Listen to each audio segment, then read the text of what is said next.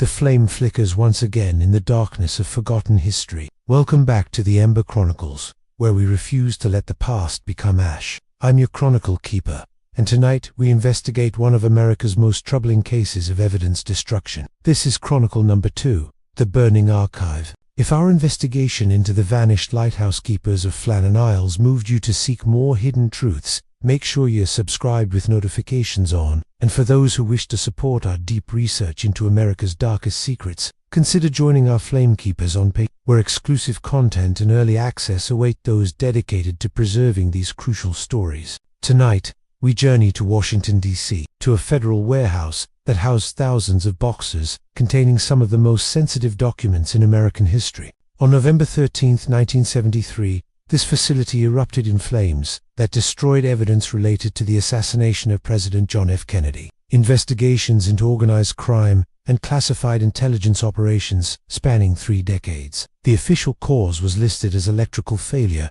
but the evidence suggests something far more deliberate and sinister. In the heart of the American capital, where democracy's most sacred documents should find their safest refuge, stood the Federal Records Repository, a nondescript government building that few Americans knew existed. Built in 1952 during the height of the Cold War, this facility was designed to house the nation's most sensitive archives, documents too important to lose, yet too dangerous to display publicly. Within its climate-controlled vaults lay the paper trail of American power, the detailed records of decisions that shaped the modern world, and evidence of operations that, if revealed, could topple governments and destroy reputations built over decades. The repository was more than just a storage facility. It was a fortress of secrecy, designed to withstand both foreign espionage and domestic scrutiny. Access was restricted to fewer than 50 individuals nationwide, each holding security clearances that required annual polygraph examinations and constant surveillance. The building itself was equipped with state-of-the-art fire suppression systems, redundant security measures, and backup power supplies that could maintain operations during national emergencies. Everything about the facility was designed to ensure that the documents housed within would survive any conceivable disaster, making what happened on that November evening in 1973 all the more shocking and suspicious. The Federal Records Repository contained what intelligence officials called the crown jewels of American state secrets. Box after box of files documented CIA operations in Latin America, FBI surveillance of civil rights leaders, Defense Department, contingency plans for nuclear war, and State Department communications that revealed the true nature of American foreign policy during the most turbulent decades of the 20th century. Among these sensitive collections were materials that would later become central to congressional investigations into government overreach, including documents related to the CIA's domestic surveillance programs, and the FBI's infiltration of anti-war organizations. Most significantly for our investigation tonight, the repository housed what researchers called the Kennedy Collection, a comprehensive archive of documents related to the assassination of President John F. Kennedy and the subsequent investigations conducted by various government agencies. This collection included FBI interviews with witnesses who had never called to testify before the Warren Commission, CIA cables detailing agency knowledge of Lee Harvey Oswald's activities in the months before the assassination, Secret Service reports documenting security failures on November 1963, and interdepartmental communications that revealed the true extent of government knowledge about potential conspiracies surrounding the president's death. The Kennedy Collection had been assembled gradually over the decade following the assassination, as various agencies contributed materials to what was supposed to be a comprehensive record for future historians. However, access to these documents was severely restricted, with most files classified at levels that would keep them secret for decades. Congressional investigators had repeatedly requested access to portions of the collection, but were consistently denied by executive privilege claims and national security justifications. The House Select Committee on Assassinations, established in would later note that the burning of the Federal Records Repository had eliminated crucial evidence that might have provided definitive answers about the Kennedy assassination. Dr. Margaret Chun, a historian specializing in government archives who worked briefly at the repository described the Kennedy Collection as the most closely guarded materials in the entire facility. Access required approval from multiple agencies. She recalled in a 1998 interview, Even researchers with the highest security clearances were only allowed to examine sanitized summaries, rather than the original documents. The full files were restricted to what we called the eyes-only list, perhaps a dozen individuals in the entire government who had been personally approved by the CIA director and the FBI director. Dr. Chun's testimony becomes particularly significant when we consider that she left a position at the repository just 6 months before the fire, citing what she described as growing pressure to remove or reclassify materials that were becoming politically sensitive. According to her account, beginning in early 1973, senior officials from various intelligence agencies began conducting unusual reviews of archived materials, removing certain documents for security reassessment, and transferring others to different classifications that would effectively remove them from future public access. The pressure to sanitize government archives had been building throughout the early 1970s as congressional oversight of intelligence activities intensified and public demands for transparency grew stronger. The Watergate scandal, which began with a seemingly minor break-in but eventually exposed a web of government corruption and abuse of power, had created an atmosphere of suspicion and scrutiny that made intelligence officials increasingly nervous about the historical record they had created over the previous decades. Senator Frank Church of Idaho, who would later chair the Senate committee investigating intelligence abuses, had already begun preliminary inquiries into CIA and FBI activities that extended far beyond their legal mandates. His staff had submitted formal requests for access to historical documents that could provide context for contemporary intelligence operations, requests that were creating panic among agency officials who understood that their archived communications could expose decades of illegal surveillance, assassination plots, and domestic political interference. The timing of increased archive scrutiny was particularly troubling for CIA officials who were already facing congressional questions about their role in various international incidents. The agency's involvement in the overthrow of democratic governments in Iran and Chile was becoming public knowledge, and investigators were beginning to ask pointed questions about domestic operations that may have violated the CIA's charter. Documents in the Federal Records Repository contained detailed records of these operations, including communications that would prove CIA knowledge of their illegal nature and the agency's deliberate efforts to conceal their activities from congressional oversight. FBI Director J. Edgar Hoover's death in May 1972 had created additional complications for intelligence officials concerned about historical transparency. Hoover had maintained personal control over the most sensitive FBI files for nearly 5 decades, and his sudden death had left questions about the disposition of materials that could expose the Bureau's extensive surveillance and harassment of American citizens. While most of Hoover's personal files were quickly secured by FBI officials, copies of many sensitive documents remained in the Federal Records Repository, where they could potentially be accessed by congressional investigators or future historians. The Nixon administration's growing legal troubles added another layer of complexity to the archive situation. As the Watergate investigation expanded, congressional committees were demanding access to documents that could reveal the full extent of government surveillance capabilities and the historical precedents for the kind of political espionage that had characterized the Nixon presidency. Officials understood that archives containing decades of similar activities could provide context that would be devastating for the administration and the intelligence community more broadly. Against this backdrop of increasing scrutiny and political pressure, the Federal Records Repository had become what intelligence officials privately called a ticking time bomb of incriminating evidence. The documents housed there represented not just historical records,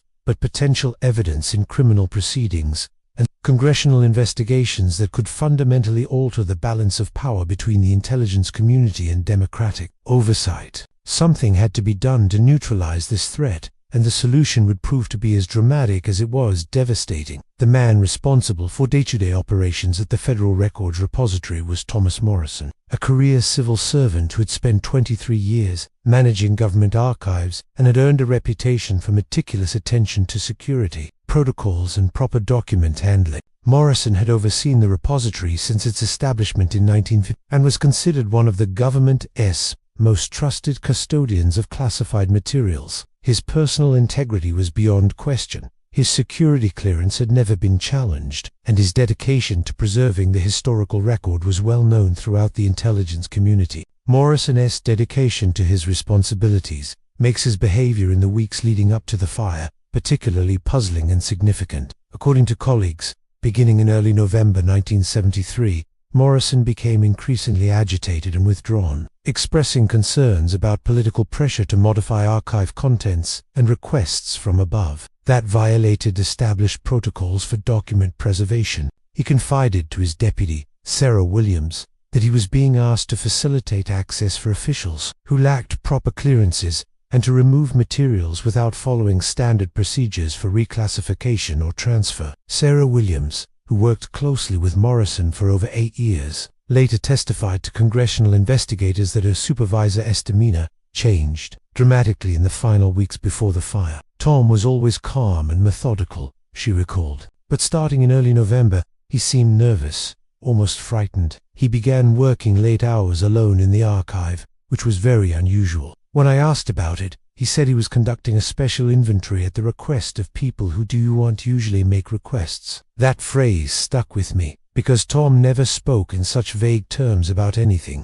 Williams also noted that Morrison had begun securing certain sections of the archive that had previously been accessible to all authorized personnel. The Kennedy collection, in particular, was moved to a restricted area that required Morrison's personal approval for access, even for staff members who had been regularly working with those materials for years. When Williams questioned this change in protocol, Morrison explained that he had received direct orders to implement enhanced security measures, but he refused to identify the source of these orders or provide written authorization for the new restrictions. Most troublingly, Williams observed Morrison removing boxes of documents from the archive during evening hours when the facility was normally closed to all personnel. When she arrived early one morning and discovered evidence that someone had been working in the archive overnight, Morrison became defensive and angry, warning her that certain activities were classified beyond her clearance level and that her questions could jeopardize her career and security status. This behavior was completely out of character for Morrison, who had always been transparent about archive operations and had encouraged staff curiosity about proper document management. The fire that would destroy the federal records repository began at approximately 11:47 p.m. on November 13, 1970. According to the official investigation conducted by the D.C. Fire Department and federal authorities, the blaze apparently started in the electrical system of the building's basement level, where the main power distribution equipment was located. By the time security guards detected smoke and activated the fire suppression systems, flames had already spread to the upper floors and were threatening the main archive storage areas. The response to the fire revealed a series of failures and anomalies that would later raise serious questions about the official investigation. Despite the repository's state-of-the-art fire suppression systems, which included both water sprinklers and chemical suppressants specifically designed to protect paper documents, the flames spread with unusual speed and intensity throughout the building. The automatic systems that should have contained the fire to its point of origin failed to activate properly, and backed-up suppression equipment malfunctioned at critical moments during the emergency response. Fire Captain Michael Rodriguez, who led the initial response team, later described the blaze as unlike any building fire he had encountered in 22 years of firefighting experience. The flames seemed to burn too hot and spread too fast for a normal electrical fire. He testified to congressional investigators in "We've fought fires in similar government buildings, and usually the suppression systems give us time to contain the damage. But this fire acted more like an accelerant was involved,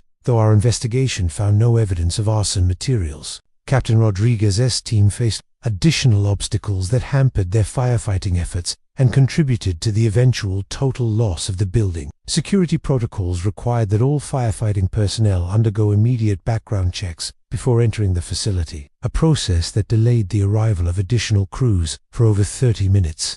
While the fire continued to spread unchecked, federal security officials insisted on maintaining a perimeter around the building that prevented firefighters from accessing hydrants and positioning equipment optimally, further hampering suppression efforts. Most significantly, federal officials directed firefighters to prioritize certain sections of the building over others, instructions that Captain Rodriguez found highly unusual and counterproductive. "Normally, we assess the situation and deploy resources where we can do the most good," he explained. "But we were given specific orders about which areas to protect and which to, essentially, let burn. I've never received such directions in any other emergency, and it meant we could unuse standard firefighting tactics that might have saved more of the building. The areas that federal officials directed firefighters to abandon first included the sections housing the Kennedy Collection, organized crime investigation files, and CIA operational records from the 1950s and 60s. Meanwhile,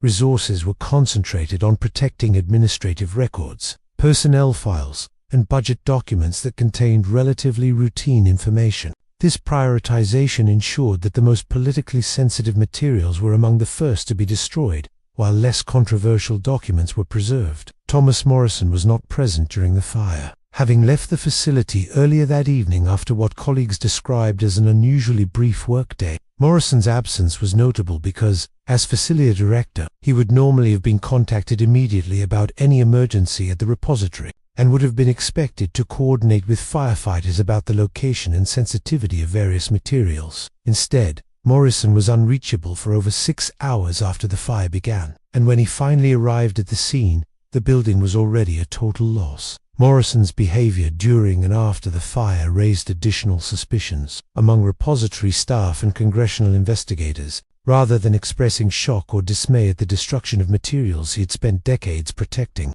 Morrison appeared calm and resigned, telling colleagues that the fire was regrettable but perhaps inevitable given current political circumstances. When pressed about this cryptic comment, Morrison claimed he was referring to budget cuts that had reduced security and maintenance funding, but staff members found this explanation unconvincing given his previous dedication to archive preservation. Sarah Williams later testified that Morrison's reaction to the fire was completely inconsistent with his professional character and personal investment in the repository's mission. Tom had always treated those documents like they were his own children, she recalled. He would become upset if someone mishandled a single file. But after the fire, he acted like it was just part of the job, something that happened and couldn't be helped. It was like he was a different person, or like he had been expecting it to happen. The official investigation into the fire was conducted jointly by the D.C. Fire Department, the Federal Bureau of Investigation, and the General Services Administration, which had oversight responsibility for federal buildings.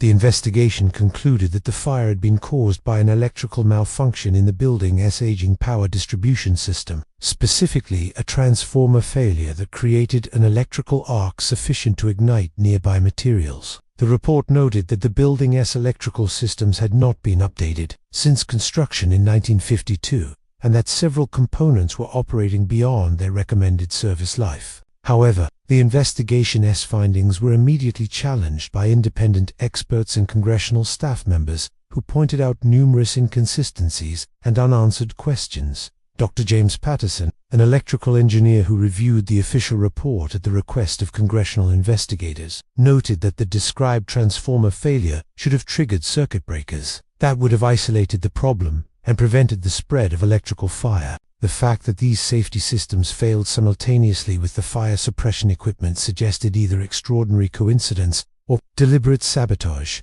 Dr. Patterson's analysis also revealed that the electrical modifications described in the official report would have required extensive planning and technical expertise that suggested premeditation rather than accidental failure. The pattern of electrical damage we see in this fire is more consistent with deliberately created overloads than with normal equipment failure, he concluded in his testimony to the House Committee on Government Operations.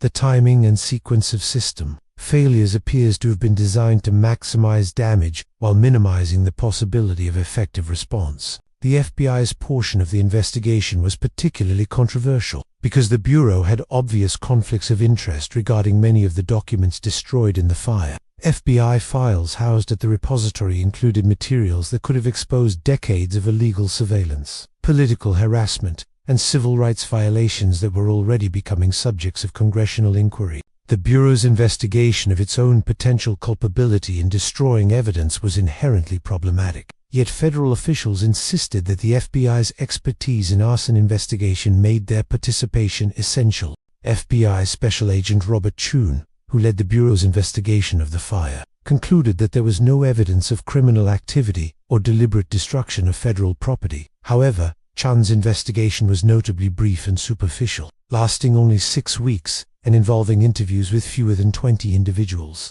Congressional staff members who later reviewed Chun's case file noted that he had not interviewed several key witnesses, had not conducted forensic analysis of the electrical systems described in the official report, and had not examined the possibility that the fire might have been set to destroy evidence of government wrongdoing. More troubling was the discovery that Agent Chun had previously worked on FBI investigations related to some of the materials destroyed in the fire, including surveillance operations against civil rights leaders and anti-war activists whose files were housed in the repository. This conflict of interest was not disclosed during the investigation and only became public during congressional hearings in 1970. When questioned about this oversight, Chun claimed that his previous work had not influenced his investigation of the fire, but critics argued that his personal involvement in creating some of the destroyed evidence made objective investigation impossible. The General Services Administration's investigation focused primarily on building maintenance and safety compliance, areas where federal officials hoped to find explanations for the fire that would not raise questions about deliberate evidence destruction.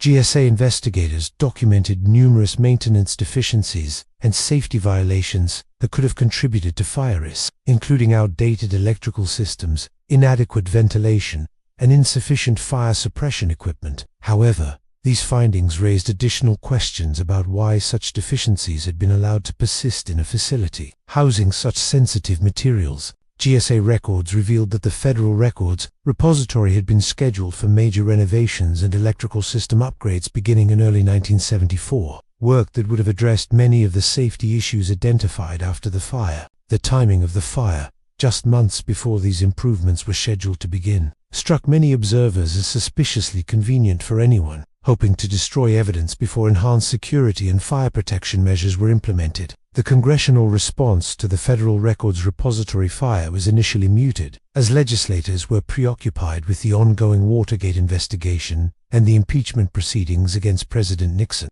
However, as details about the destroyed materials became public, members of Congress began to understand the implications of losing access to documents that could provide crucial context for their oversight investigations. The House Committee on Government Operations launched its own inquiry into the fire in early 1970, followed by parallel investigations by the Senate Intelligence Committee and the House Select Committee on Assassinations. Representative Bella Abzug of New York, who served on the House Committee on Government Operations, was among the first legislators to publicly question the official explanation for the fire. It strains credibility to believe that such a convenient accident could destroy precisely the documents that congressional investigators have been seeking for years. She stated during committee hearings in March 19, "The timing and scope of this fire raise serious questions about whether federal agencies are deliberately obstructing congressional oversight by destroying evidence of their activities." Representative Abzug's suspicions were shared by many of her colleagues,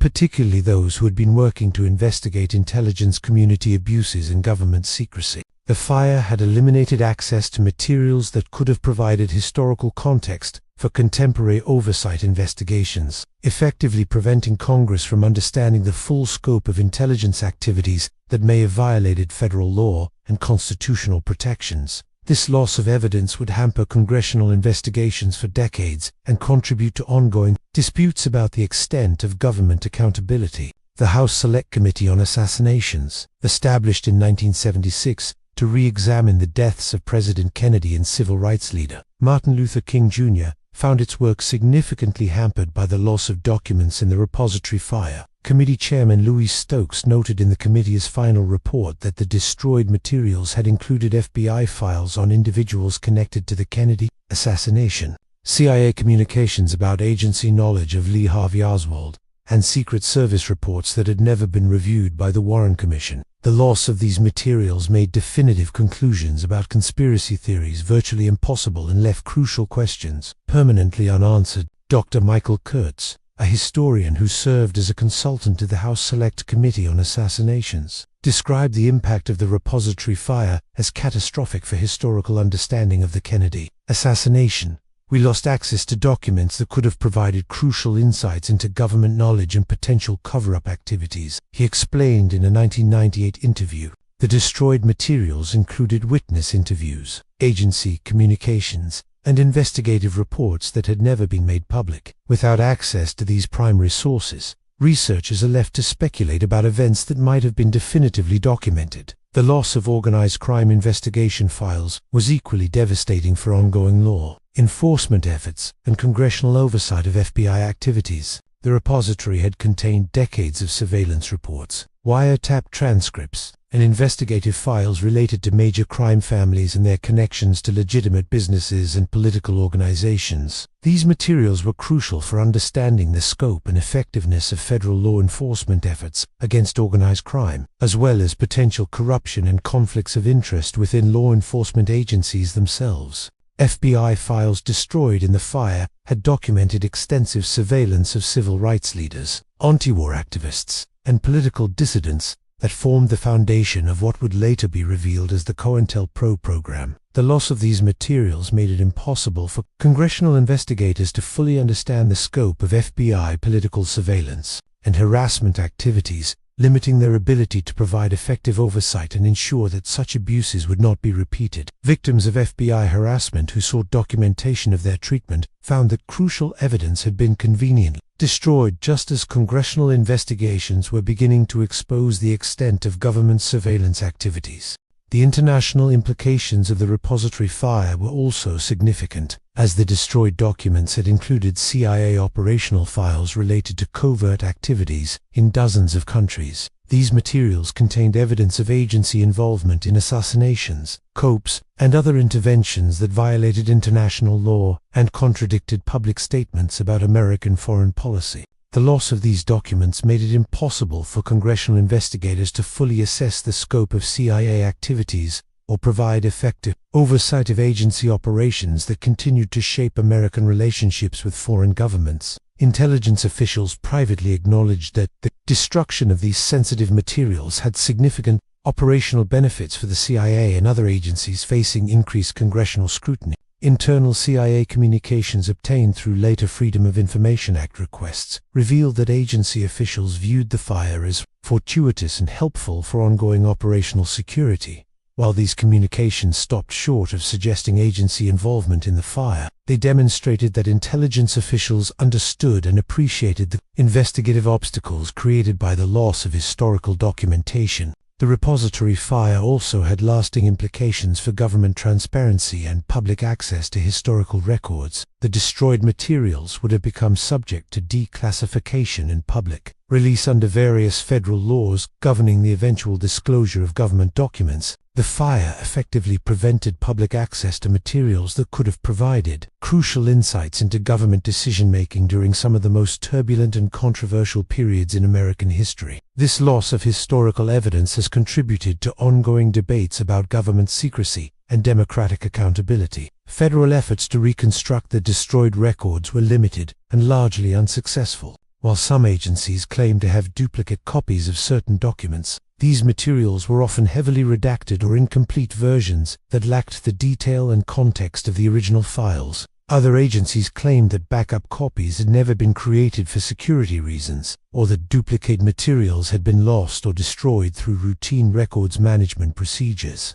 The net result was that the vast majority of the destroyed materials were permanently lost to historical research and congressional oversight. The impact on researchers and historians was particularly severe, as the Federal Records Repository had been intended to serve as a comprehensive archive for future scholarly research into American government activities during the Cold War period. Graduate students and professional historians who had been planning research projects based on eventual access to these materials found their work permanently blocked by the fire. Academic institutions and research organizations that had been advocating for increased access to government archives found their efforts set back by decades due to the loss of crucial source materials. Dr. Sarah Chun, a political scientist at Georgetown University, who had been researching government surveillance activities, described the repository fire as an academic catastrophe that eliminated access to primary sources that were essential for understanding American political development during the 20th century. We lost the ability to write definitive history about some of the most important events and decisions of the Cold War era, she explained in a 2003 interview. Researchers are left to rely on sanitized official histories and incomplete secondary sources rather than the actual documentary record of government activities. The fire's impact extended beyond academic research to affect legal proceedings and civil rights litigation that depended on access to government documents. Lawyers representing victims of government surveillance and harassment found that crucial evidence for their cases had been destroyed, just as courts were beginning to recognize constitutional violations and award damages for government misconduct. The timing of the fire effectively prevented many victims from obtaining the documentation necessary to prove their cases and seek appropriate compensation for government violations of their rights. Thomas Morrison's fate after the fire raises additional questions about the circumstances surrounding the destruction of the Federal Records Repository. Morrison continued to work for the federal government for several years after the fire, but his career trajectory changed dramatically. Rather than being assigned to rebuild archive operations or establish new document preservation systems, Morrison was transferred to routine administrative positions that made no use of his extensive experience with classified materials and archive management. Colleagues noted that he seemed relieved to be removed from responsibilities involving sensitive documents, a change in attitude that was inconsistent with his previous professional dedication. Morrison retired from government service in just 5 years after the fire, and earlier than his colleagues had expected based on his previous career plans. His retirement was notably with a pension and benefits package that exceeded what his salary and service record would normally have justified. When questioned about these arrangements by congressional investigators, personnel officials claimed that Morrison had received standard retirement benefits, and that any appearance of unusual compensation was due to complicated federal pension calculations that were difficult for outside observers to understand. More intriguingly, Morrison seemed to disappear from public life entirely after his retirement, despite his previous involvement in professional organizations and academic activities related to archive management and document preservation. Attempts by journalists and researchers to locate Morrison for interviews about the fire were unsuccessful, with family members claiming that he preferred not to discuss his government service and had moved to an undisclosed location. This reclusiveness was highly unusual for someone who had previously been active in professional communities and had taken pride in his work preserving historical records. Sarah Williams, Morrison's former deputy, also left government service within 2 years of the fire, citing health concerns and family obligations. However, colleagues noted that Williams had seemed increasingly nervous and withdrawn following congressional interviews about the fire and Morrison's behavior in the weeks before the blaze. Williams declined all requests for further interviews about the repository fire and, like Morrison, seemed to vanish from professional circles, despite her previous reputation as a dedicated and accomplished archivist. The broader pattern of key witnesses becoming unavailable, uncooperative raises additional questions about the true circumstances surrounding the repository fire. Security guards who were on duty the night of the fire were transferred to other assignments within months of the incident, and several left federal employment entirely, despite having stable careers prior to the fire. Maintenance workers who had been responsible for the electrical systems that allegedly caused the fire were similarly reassigned or chose to leave government service, making follow-up investigations difficult for congressional committees and independent research. Dr. Margaret Chun, the historian who had worked at the repository and observed unusual activities in the months before the fire, found her own career significantly impacted by her testimony to congressional investigators. Despite her credentials and previous reputation in academic circles, Chun struggled to find employment at major universities and research institutions. After speaking publicly about her concerns regarding document removal and reclassification activities at the repository, she eventually accepted a position at a small college far from Washington, effectively removing her from circles where she might continue to raise questions about government archive management. The systematic elimination of witnesses and the career consequences faced by those who spoke publicly about the fire created a chilling effect that discouraged other potential witnesses from coming forward with information. Federal employees who might have had knowledge about unusual activities at the repository or pressure to remove sensitive documents understood that cooperation with congressional investigators could result in career damage and personal hardship. This atmosphere of intimidation effectively prevented thorough investigation of the fire and contributed to the many unanswered questions that persist today. Modern analysis of the Federal Records Repository fire has been limited by the passage of time and the continuing classification of materials related to the incident. However, Recent Freedom of Information Act releases have provided some additional insights into the government's response to the fire and the internal discussions that followed the destruction of the archives. These documents reveal that intelligence officials were well aware of the investigative implications of the fire and took active steps to shape the official narrative about its causes and consequences. CIA internal communications from the period immediately following the fire show agency officials conducted their own assessment of the materials lost in the blaze and determined that the destruction had eliminated evidence that could have been problematic for agency operations and personnel. While these communications do not suggest CIA involvement in causing the fire, they demonstrate that the agency understood and welcomed the investigative obstacles created by the loss of historical documentation. FBI documents released in the 1990s reveal similar internal discussions about the benefits of the repository fire for ongoing bureau operations. FBI officials noted that the destruction of surveillance files and investigative records had eliminated evidence that could have supported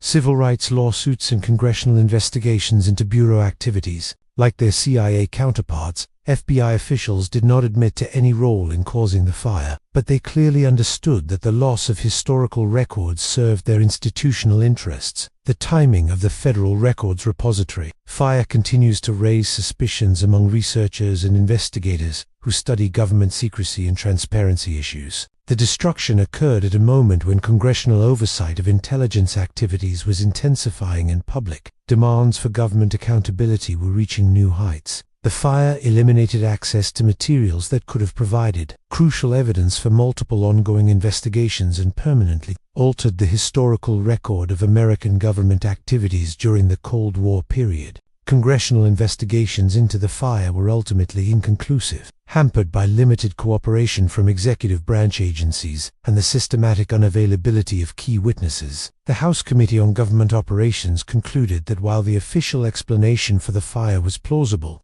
the timing and scope of the destruction raised legitimate questions about whether federal agencies had been forthcoming about their knowledge and activities. The committee's final report recommended enhanced oversight of government records management and stronger protections for historical archives, but these recommendations were largely ignored by subsequent administrations. The Senate Intelligence Committee's investigation reached similar conclusions, noting that the destruction of sensitive materials at such a crucial moment in congressional oversight efforts was highly suspicious even if no direct evidence of arson or sabotage could be established. The committee recommended that future archive facilities include enhanced security measures and redundant backup systems to prevent similar losses, but also acknowledged that deliberate destruction by authorized personnel would be difficult to prevent regardless of security protocols. The House Select Committee on Assassinations devoted an entire chapter of its final report to the impact of the repository fire on its investigation into the Kennedy assassination. The committee concluded that the loss of crucial documents had made definitive resolution of conspiracy theories impossible and had permanently damaged the historical record regarding one of the most traumatic events in American history. Committee members noted that the convenient timing of the fire, just as their investigation was beginning, suggested a pattern of obstruction that extended beyond simple bureaucratic resistance to congressional oversight. Modern Freedom of Information Act litigation has attempted to recover additional information about the repository fire and the materials that were destroyed, but these efforts have been largely unsuccessful. Federal agencies continue to claim that records related to the fire are either classified for national security reasons or have been lost through routine records management procedures. The irony of using records destruction to justify continued secrecy about records destruction has not been lost on researchers and transparency advocates who continue to seek answers about the incident. The legacy of the Federal Records Repository fire extends far beyond the immediate loss of historical documents to influence ongoing debates about government accountability, transparency, and the protection of evidence that might expose official wrongdoing. The incident established a troubling precedent for the destruction of sensitive materials at moments when congressional oversight threatens to expose government activities that violate law or democratic norms. This precedent continues to influence how federal agencies manage their archives and respond to oversight investigations. Subsequent incidents of convenient document destruction have followed patterns remarkably similar to the repository fire. suggesting that government officials learned valuable lessons about the benefits of eliminating evidence before it can be subjected to congressional or judicial review. The destruction of emails by various federal agencies, the deletion of surveillance data by intelligence organizations, and the loss of records related to controversial government programs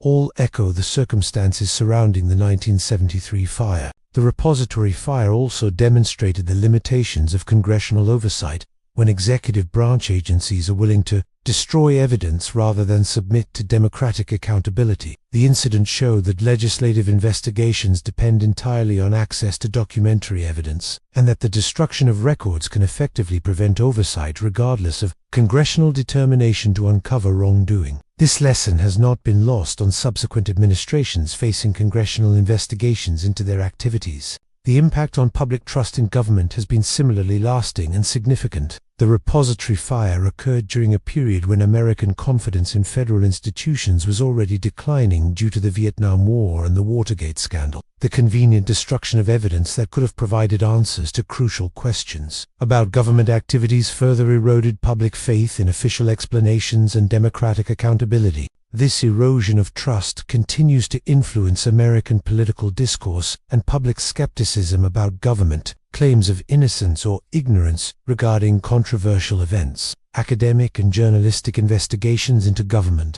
secrecy had been permanently altered by the loss of materials in the repository fire. Researchers study in Cold War history, intelligence activities, and government decision-making during crucial periods are forced to rely on incomplete and often sanitized sources rather than the comprehensive documentary record that should be available in a democratic society. This limitation has skewed historical understanding and contributed to ongoing controversies about events that might have been definitively resolved through access to complete archives. The legal implications of the repository fire continue to influence civil rights, litigation, and efforts to hold government officials accountable for constitutional violations. The destruction of surveillance files and investigative records has made it impossible for many victims of government harassment to obtain the documentation necessary to prove their cases and seek appropriate remedies.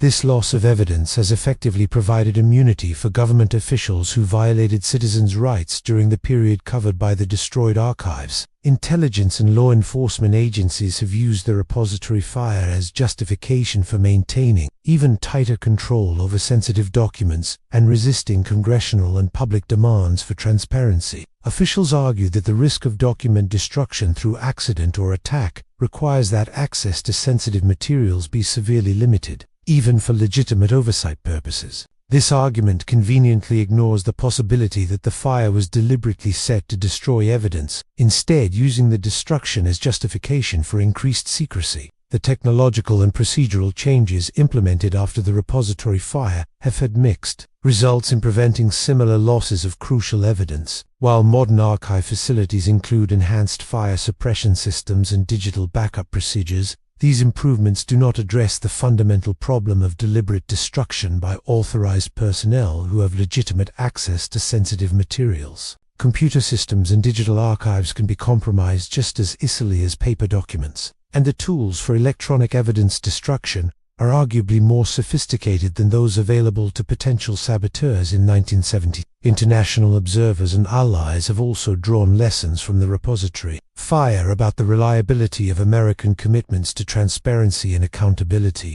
Foreign governments and international organizations that cooperate with American intelligence agencies understand that sensitive information shared with the United States may be subject to convenient destruction. This understanding has influenced intelligence sharing agreements and diplomatic relationships in ways that continue to affect American foreign policy effectiveness. The repository fire serves as a case study in the challenges of maintaining democratic accountability in a system where government agencies possess both the motive and the means to destroy evidence of their activities. The incident demonstrates that legal and constitutional protections for government archives are meaningless if agencies are willing to claim that evidence destruction was accidental or beyond their control. The burden of proof for deliberate destruction is so high that agencies can eliminate inconvenient evidence with relative impunity, as long as they maintain plausible alternative explanations. Current debates about government surveillance, intelligence activities, and executive power continue to be influenced by the lessons of the repository fire. Privacy advocates and civil liberties organizations point to the incident as evidence that government claims about limited and legal surveillance activities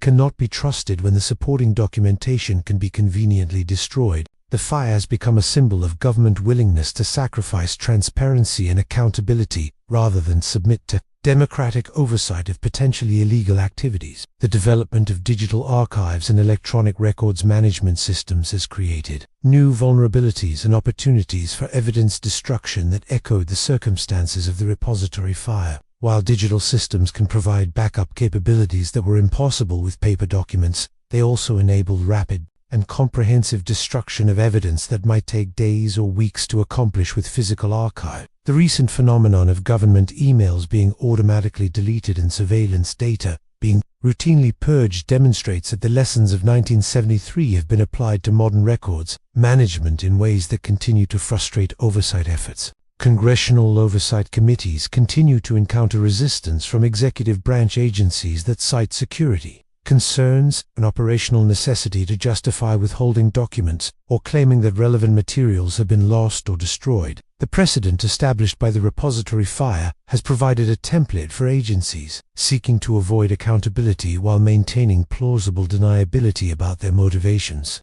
The pattern of convenient evidence destruction during periods of increased congressional scrutiny has become so common that it no longer generates significant public attention or political consequences. The cultural impact of the repository fire extends beyond government secrecy to influence broader American attitudes about institutional authority and the reliability of official explanations for controversial events.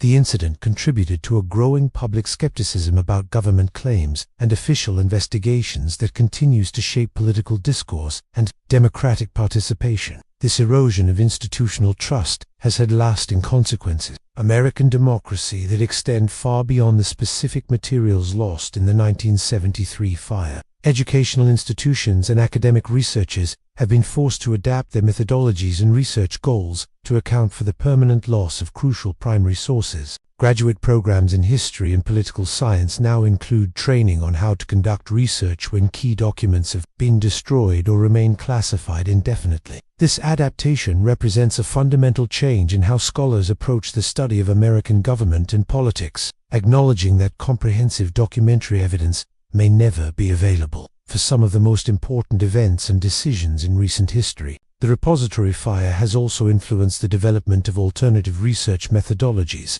that rely more heavily on oral history, leaked documents, and informal sources rather than official government archives. While these approaches can provide valuable insights, they cannot fully compensate for the loss of comprehensive documentary records that would allow definitive historical analysis. The result is that American history of the Cold War period remains incomplete and subject to ongoing debate and speculation.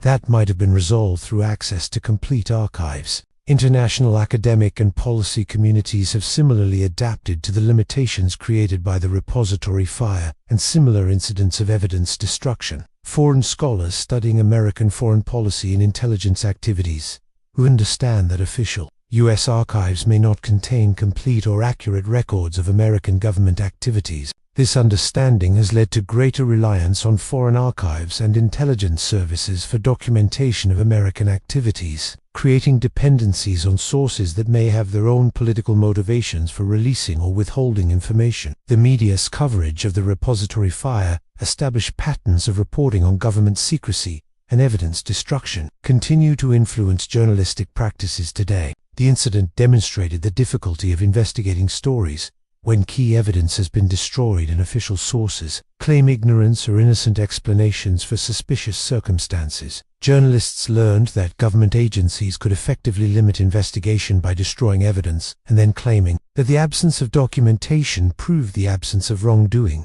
a circular logic that continues to frustrate investigative reporting. The psychological impact on government employees who witnessed or suspected deliberate evidence destruction has created a culture of fear and silence that extends far beyond the specific individuals involved in the repository fire. Federal workers understand that questioning official explanations or raising concerns about document destruction can result in career damage and personal retaliation. This chilling effect has reduced the likelihood that future incidents of evidence destruction will be exposed by insider witnesses, who might otherwise provide crucial information about government misconduct. The repository fire also established the effectiveness of transferring or eliminating key witnesses as a method for preventing thorough investigation of suspicious incidents. The pattern of career changes, early retirements, and voluntary disappearances among individuals with knowledge of the fire provided a template for managing potential whistleblowers and limiting the availability of testimony that might contradict official explanations.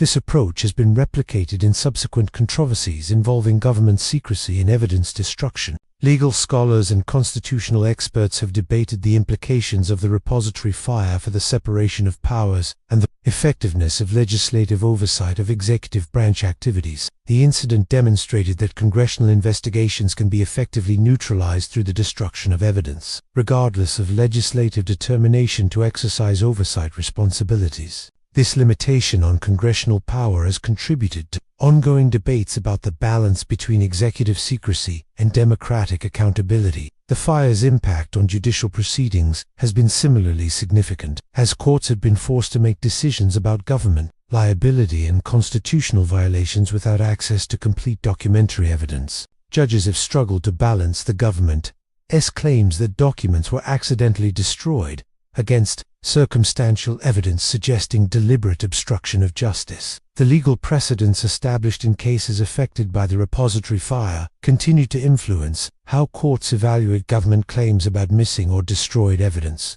Civil rights organizations and advocacy groups have used the repository fire as a rallying point for campaigns, demanding stronger protections for government archives and more severe penalties for evidence destruction. These efforts have achieved limited success, partly because government agencies continue to control the classification and preservation of materials that might incriminate their own activities. The fundamental conflict of interest created when agencies are responsible for preserving evidence of their own potential wrongdoing remains unresolved decades after the fire. The repository fire has become a touchstone for conspiracy theories and alternative explanations of government activities, particularly those related to the Kennedy assassination and intelligence agency operations. While some of these theories go far beyond what the available evidence supports, the incident has provided legitimate grounds for questioning official explanations of controversial events and government claims about their activities. The destruction of evidence has made it impossible to definitively refute many theories about government involvement in various incidents, contributing to ongoing public skepticism about official investigations. Intelligence and law enforcement training programs now include instruction on records management and evidence preservation that explicitly addresses the lessons of the repository fire. However, these programs focus primarily on preventing accidental destruction rather than deliberate elimination of evidence by authorized personnel. The fundamental challenge of preventing evidence destruction by individuals who have legitimate access to sensitive materials remains largely unaddressed by current security protocols and oversight mechanisms. The international intelligence community has drawn its own lessons from the repository fire, implementing procedures designed to maintain independent copies of sensitive materials and reduce dependence on any single archive or record system. Foreign intelligence services that cooperate with American agencies now routinely maintain their own copies of shared materials, understanding that American archives may be subject to destruction for political reasons. This redundancy provides some protection against evidence loss, but also creates new security vulnerabilities and diplomatic complications. Academic conferences and scholarly publications continue to address the implications of the repository fire for historical research and democratic accountability. Professional organizations of historians and political scientists have developed ethical guidelines for research that acknowledges the limitations created by evidence destruction, while maintaining scholarly standards for documentation and verification. These guidelines represent an attempt to adapt academic practice to the reality of incomplete archives while preserving intellectual integrity. The repository fire has influenced the design and security protocols of modern archive facilities, but these improvements address primarily accidental destruction rather than deliberate sabotage by authorized personnel. Enhanced fire suppression systems, digital backup procedures, and redundant storage systems can prevent losses due to equipment failure or natural disasters, but they cannot protect against destruction ordered by officials with legitimate access to sensitive materials. The fundamental vulnerability that enabled the repository fire remains largely unchanged, despite technological advances. Congressional committees that investigate government activities now routinely demand immediate preservation of relevant documents at the beginning of their inquiries, understanding that delay can provide opportunities for evidence destruction. However, these preservation orders are only effective if agencies comply in good faith, and the repository fire demonstrated that compliance cannot be assumed when agencies have strong incentives to prevent disclosure of their activities. The enforcement mechanisms available to Congress remain limited and largely dependent on executive branch cooperation.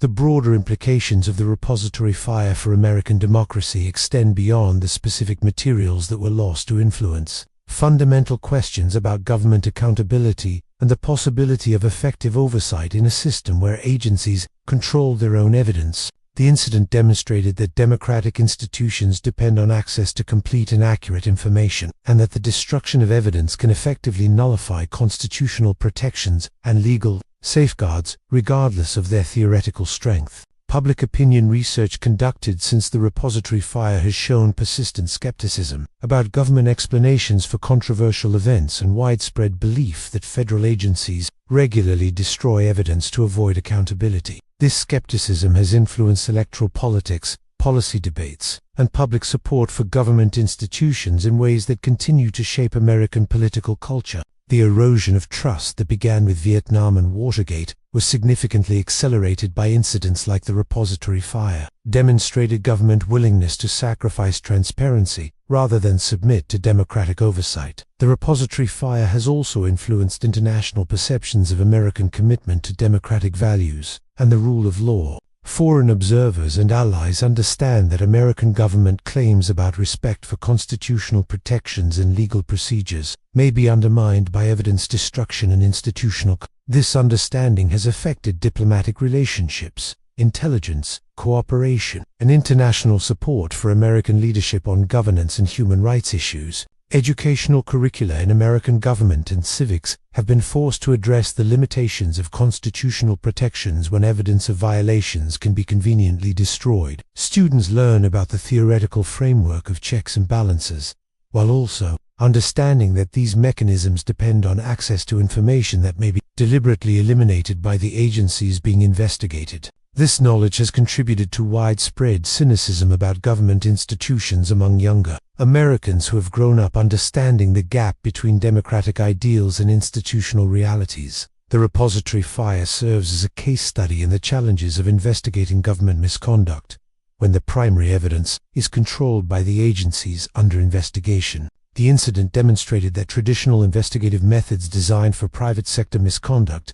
are inadequate when dealing with institutions that possess both the legal authority and practical capability to destroy evidence of their activities. This limitation has contributed to the development of alternative oversight mechanisms and investigative approaches that rely more heavily on external monitoring and independent documentation. Contemporary debates about government surveillance, data collection, and privacy rights continue to reference the repository fire as evidence that official assurances about limited and legal activities cannot be trusted when supporting documentation can be eliminated at will. Privacy advocates argue that the incident demonstrates the need for independent oversight mechanisms and technical safeguards that prevent agencies from destroying evidence of potential misconduct. However, implementing such protections remains challenging given agencies' legitimate need for operational secrecy and security. The repository fire has influenced academic theories about institutional behavior and bureaucratic politics, providing empirical evidence that government agencies will prioritize institutional survival over democratic accountability when faced with existential threats. Political scientists studying bureaucratic behavior now routinely consider evidence destruction as a rational response to oversight pressure, understanding that agencies may calculate that the risks of destroying evidence are preferable to the consequences of disclosure. Legal education and professional training for attorneys have incorporated lessons from the repository fire about the challenges of litigating cases against government agencies when crucial evidence may have been destroyed. Law schools now include coursework on government secrecy and evidence preservation that addresses the special problems created when defendants control access to materials that could prove or disprove allegations against them. This training reflects the practical reality that legal protections are only effective when relevant evidence remains available for examination. The fire's impact on intelligence community culture has been profound and lasting, creating precedents and expectations about how agencies should respond to oversight pressure and unwanted scrutiny. Intelligence professionals understand that evidence destruction can be an effective tool for protecting operations and personnel. Legal and political costs become too high. This understanding has influenced decision-making about records retention, classification policies, and cooperation with oversight bodies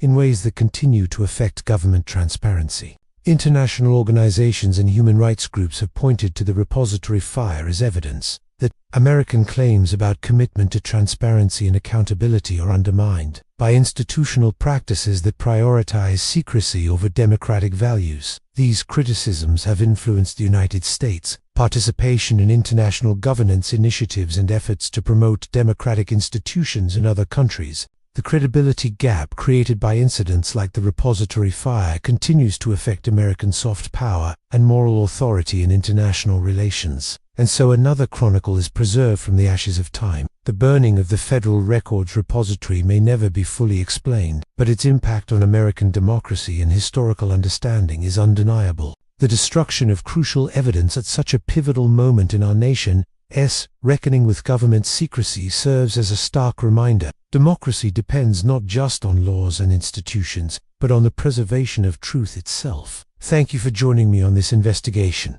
Flamekeepers. If this chronicle moved you, please light up that like button and share it with fellow seekers of truth. Your engagement ensures that these important stories continue to burn bright in the darkness of forgotten history. Next Tuesday, we'll uncover Chronicle number 3, The Vanishing Village, where we'll investigate an entire community that disappeared without explanation, leaving behind only empty houses and unanswered questions. We'll explore how modern technology and traditional investigation methods are finally providing answers to a mystery that has puzzled researchers for decades. Until then, remember that some stories are too important to let die. The flames of truth may be dimmed by those who prefer darkness, but they can never be completely extinguished as long as we refuse to let them fade to ash. This has been the Ember Chronicles. Keep the flame alive.